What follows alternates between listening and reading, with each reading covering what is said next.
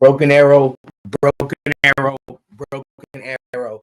The Denver Broncos beat the Kansas City Chiefs 22-19 to confirm a firm grasp on the first place position in the AFC West. Number one record in the NFL, number one record in the AFC, and going to the bye week happy.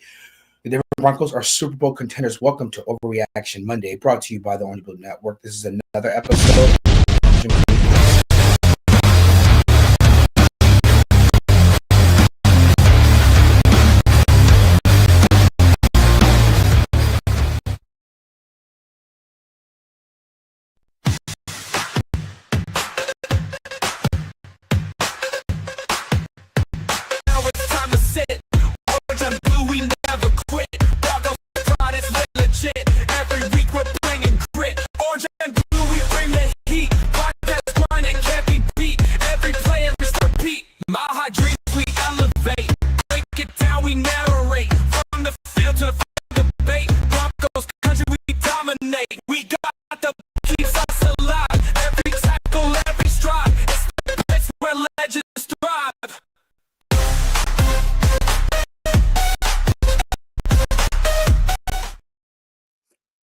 Good morning, good afternoon, good evening, wherever you are. Welcome to another episode of Orange and Blue Blitz. It is Victory Monday for all those to observe, but it's also Overreaction Monday. And as the title of the show is Broken Arrow, because last night we officially broke the Kansas City Chiefs. Their aura is gone, their glory is gone, they're 500, they may not make the playoffs, now they're trying to figure out what to do next. But the Colts, that's none of our concern, that's none of our business. We handled business off of many bye. Now we have the big bye coming up, and we get to sit for a couple of weeks and just bask in the glory and the ambiance of being 9-2, going into the bye, being the best team in the NFL. I am going to say that on Overreaction Monday. The Broncos are the best team in the NFL, and there's not a team that we are afraid to face. And we can beat any team out there. But before we get into that, guys, make sure you guys like this video, subscribe to this channel, and share this video with your friends and family. When we hit the 539 subscriber mark, we triggered a bonus jersey giveaway, but the person who won has not responded. So we're doing another spin of the wheel starting Thursday. So make sure you guys tune in for that so you guys don't miss that. But make sure you subscribe anyway. We're almost to 600 subscribers, so thank you to you guys as well. Make sure you follow me, the Bronco Gentleman, at the Bronco Gentleman on Twitter. And also follow us on Facebook, anywhere you listen to your favorite shows as well.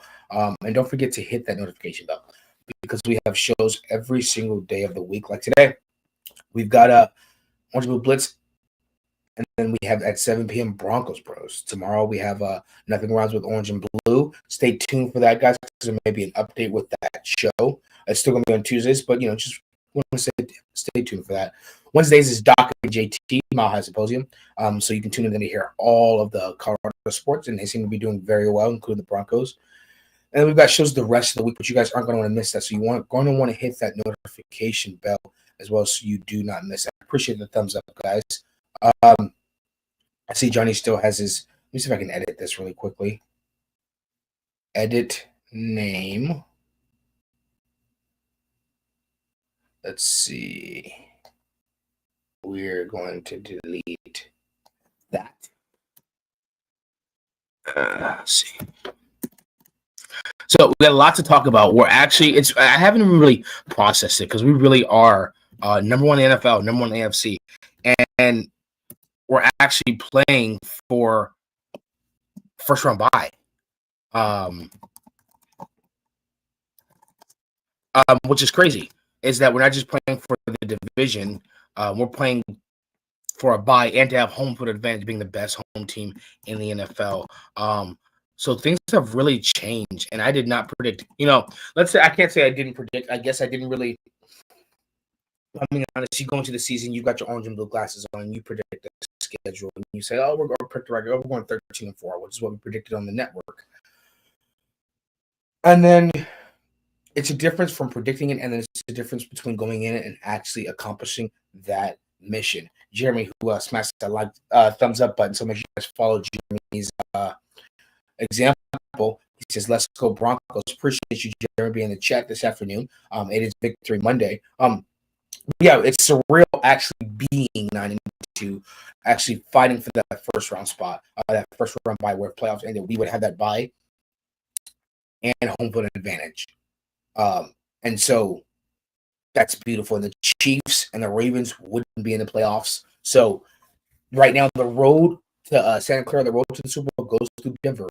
And I just think that it's perfect because, we have the best home team, loudest stadium. And so things are just starting to look up, and we're going to have a lot to talk about in this bye week as well. But guys, expect a shorter show today. Like I said, yesterday we had the pregame show, we had the Bucking booth, and then we had a 2-hour postgame show. We had a 2-hour postgame show. So last night, so expect this show to be definitely shorter as well. We're definitely going to and talk about some things. And it's mostly going to be about the future and where we're headed this season. Because don't forget, guys, we're doing all this and we're not even 100% healthy. Patrick Mahomes supposed to come back against the bye, and they're not flexing out the Broncos, so they're keeping us prime time. Our first game out of the bye. So our first game out of the bye, we're going to be back. We're going to be in prime time. So everybody wants to see this new Broncos team that beat the Chiefs, that has division, that's dethroned the Chiefs from their spot as division winners handedly. So they want to see who this new team is. Now they're expecting Jaden Daniels to be healthy. Hopefully, I don't think they're gonna. I wouldn't do that. I wouldn't put Jaden Daniels against this defense coming off the bye. Patrick Mahomes supposed to be back. Alex Singleton could be back. Could be back by then. Knowing him, he's a tough son of a gun, so he might be back a lot earlier than we expect. And then Nate Atkins is supposed to be coming back after the bye. Maybe we'll even see Drew Sanders, and we'll see Ben Powers and stuff like that. So now we're getting fully healthy. If there's just one concern I have, and we don't have to talk about it now, but if there's one concern I have, it's definitely going to be this run game without J.K. Dobbins for the rest of the season. I saw that Lane Johnson had a similar injury, but he's only out 4 to 6 weeks. And so is at the same timeline for J.K. Dobbins to be out for the season. So if you're going to make a long playoff run, definitely the run game is going to be very important. Definitely going to have to sustain runs and things like that. But that's something to talk about for another day. And we have an entire bye week to discuss that as well. Maybe we might sign somebody. Maybe we might sign Latavius Murray off the street. So you never know. Shai says, do you think Kansas City Chiefs was to make the playoffs? Not my concern. I don't think so. I think they're trying to chase Jacksonville and they play the Colts. If they lose to the Colts, they're done. If they lose to the Colts this week, they're done. So there's that. But yeah, Overreaction Monday. So I'm going to go ahead and say there's not really much to overreact to because if you say the Broncos is a Super Bowl contender, that's not a hot take. That's not an overreaction. We have the best record in the NFL. We have the best defense in the NFL. We have the best offensive line in the NFL. We have a Super Bowl winning head coach. We have the best home team in the NFL. We have the best home stadium in the NFL. Yeah, of course we're Super Bowl contenders. The question is, what does our record finish? With our next 4 games, we've got the Commanders, the Raiders. I believe those are 2 wins. So I believe we're 11-2. And we have Jacksonville and we have Green Bay. I'll say this. Jacksonville's going to be fighting for their life against us. I think we've got a few games before then. We'll be at home, so I'll say that's a win. But I also think we're going to Green Bay afterwards, and that's the NFC game. So in these 4 games, I'd say at minimum we go 3-1. We finish out 3-1. That put us at 12-3, and then we have the Chiefs and then we have the Chargers to finish those last 2 games. So we have on a short week. We play the Chiefs for Christmas, and I think we finish out the division. And I think we go. We could possibly go be better than I thought and be 14-3. We predicted 13-4. I think we finish out beating the Chiefs on Christmas. Chiefs may want to play spoiler, though. If they're not going to make the playoffs, or if this game is for a playoff spot, they may just try and play spoiler. But we could finish 13-3 because I think we beat. I don't think we lose to the Chargers again. I think we finally snapped that streak against. We finally snapped that streak against the Chargers. And I definitely think we beat them this year in that last game of the season. The Chargers do not have an offensive line to sustain that. They just got blown up by the Jaguars. I don't know if they may just go on a slide here finishing out. If you're Houston or if you're Kansas City or if you're even Baltimore, you're begging for the Chargers to slide. And if you're the Chargers, you're just trying to find something and you're trying to do something just to hold on. Whereas if you're the Denver Broncos, you don't have to worry about any of that. You don't have to worry about the health of your offensive line right now. You don't have to worry about hoping for another team to slide because you're at the top. You're not looking at anyone. You're not looking at anyone above you to come down. Everyone's looking at you to fall. And that's a crazy thing to say with the way Sean Payton, George Payton, and it's as if the perfect group of people came together. You got the Penners, the ownership, George Payton, elite scout, elite GM, elite relationships. And you got Sean Payton, elite head coach. And they all came together and in different portions. They all didn't come at the same time. That's not how it normally is, where it's the owner, the GM, and then you go and get the head coach. It was the GM came in before the owners, and the owners came in, and then those two together came and got the head coach. And in 3 years, this is the third year, we're still paying for Russell Wilson. We're still paying for Russell Wilson. Last year was the largest dead cap in NFL history, and we went 10-7 with a rookie quarterback and went to the playoffs. This year, we only have $32 million of Russell Wilson left to be paid, and we have the best record in the NFL, and we're number one in the division. So it's just elite coaching. So it's there's going to be a lot to talk about, guys, over this next bye week. There's going to be a lot to talk about. Even if we have the dead horse beat all week until Thursday's game. We can watch some football all week this week. We can go and see the Chiefs play the Colts. We can see the Chargers.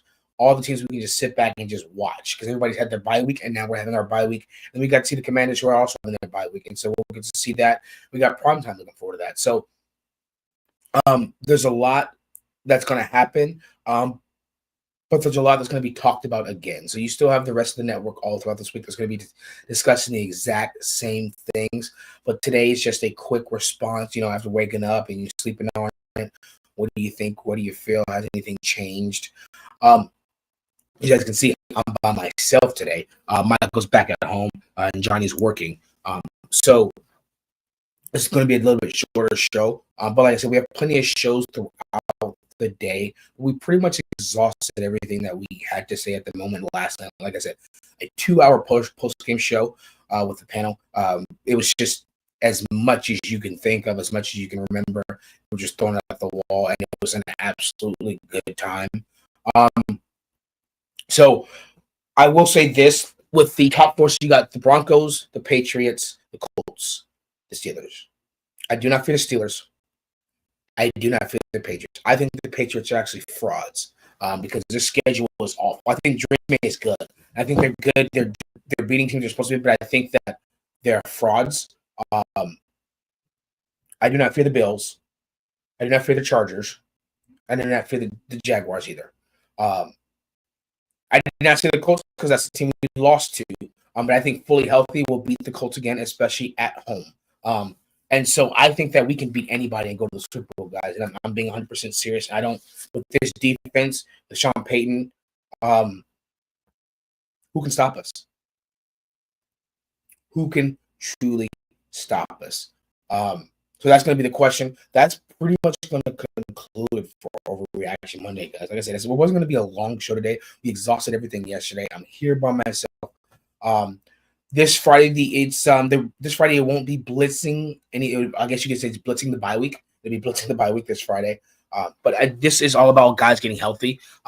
We can get defensive. Remember, we're doing all this, and guys are bringing this up. We're doing all this, still playing Russell Wilson. We're not fully healthy. Pat Surtain, our best defensive player, isn't there. But in the meantime, Chris Abrams, Drain, Jada Barron, our depth are really, really, really stepping up. Justin Sternad played 100% of the snaps yesterday. Dre Greenlaw played 60%. So imagine when Pat Surtain comes back and Alex Singleton comes back. All the Justin Sternad and Greenlaw are getting chemistry themselves with the green dot without Alex Singleton. So you put Alex Singleton back, and they already know the play call. Pat Surtain's back. This defense is going to be even, and we haven't even got the full potential of the defense. Ben Powers, and I unfortunately, I don't think we can get the full potential of the offense unless RJ Harvey turns out to be a really good rushing running back. He's a good receiving running back. But we haven't seen enough of him. And like I said, that's something to talk about probably on Friday, the bye week, is something the run game. Do we pick up a running back in the bye week, or do we stick with Jaleel Harvey, and Bidet for the remainder of the season? That's the question I'm going to ask, and that's probably going to be the topic for Friday's Blitzing the bye week. So, guys, I appreciate you guys being here for this short, I guess, real short episode, short reaction. Make sure you guys like this video, subscribe to this channel, and follow us on anywhere you listen to your podcast, Facebook, Spotify, and don't forget to hit the notification bell. Like Wednesday 6 p.m. we got Broncos talk. Thursday at 7, we have Mile High Oukast, and then Friday we have Orange and Blue Blitz, and we have Vivos Los Broncos. So there won't be any game day shows, but there will be once the bye week is over. So, guys, I love you guys. Mile High salute. Broken arrow, broken arrow, broken arrow. Arrowhead is done. The dynasty is over. They are dethroned, and the Broncos are now kings, and we sat upon the throne. We took the crown. It's been placed on our head by the national media. And it's time to act accordingly, because one thing I realized about the Broncos is they weren't playing other teams, but they had the mentality of you have to play us.